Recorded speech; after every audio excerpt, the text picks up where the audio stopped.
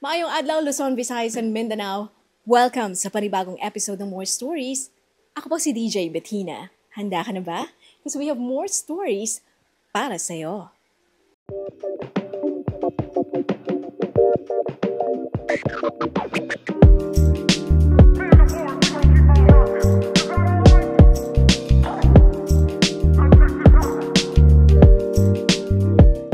Kumusta ka, Merkada? Gusto ko lang po sanang i-share ang nangyari sa akin recently. Call me Chloe, 27 years old, ng Zamboanga.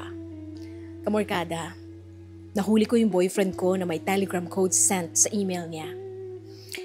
Noong una, akala ko ay it was nothing serious. Pero umamin siya na nanonood siya ng porn. Honestly, nabuisit ako.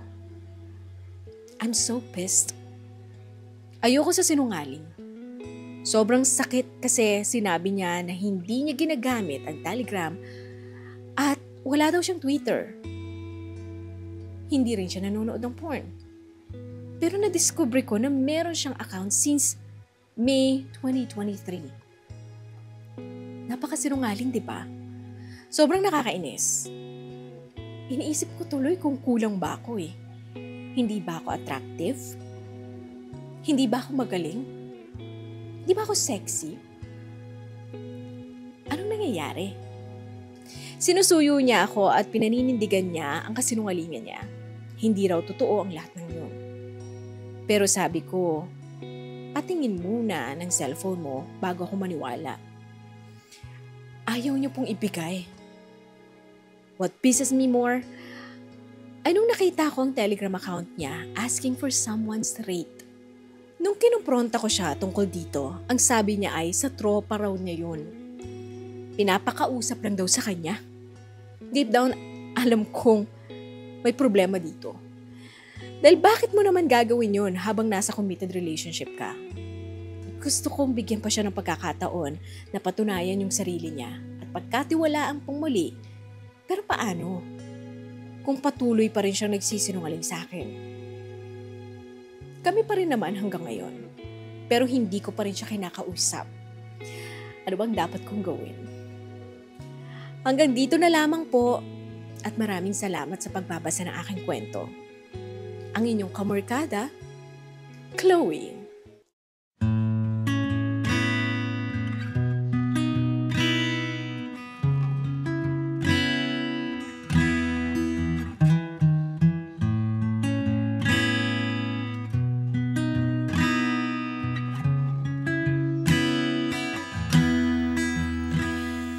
Wish I could go back to sunsets and dreams of you.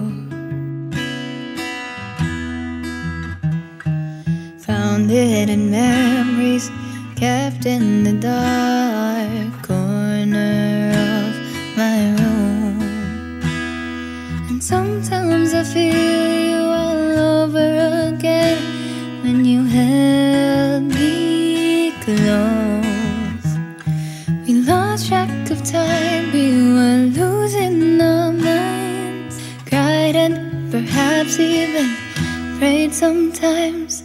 Sana iyong marinig ang hiling ng puso niya. Sana kayanin pa niya ang magmahal ng iba. Kahit hindi man kami ang wakas, ikaw lang naman ang lunas ng aming pag-ibig. Kahit wala na kami. Gaze at the sky, we lay down counting the stars. 6 was the number we've reached till we slept in each other's arms. What do I do? It's too good to be true that you love me so. You're walking away and I beg you you to stay, 'cause I can't let go. Sana iyong marinig ang hiling ng puso ko.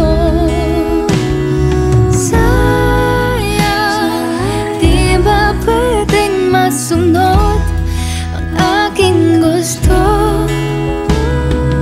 Sa bighati ay di nakalusot, ikaw lang naman ang nakakaalam ng sagot.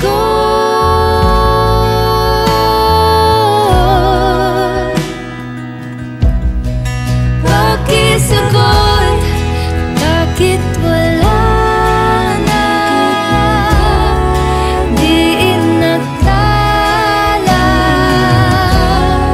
bakit wala? Di inakala. Pasensya sa abala, babae lang ako. Ang hirap magtiwala pag ang dami mong tanong. Pasensya sa abala, ako'y nabigo lamang sa maling akala. Anong iyong sagot? Bago natin simulan ang kwentuhan natin sa storya ni Chloe, huwag niyong kakalimutan mag-subscribe, like this video, and i-share niyo na rin sa inyong mga kamarkada online.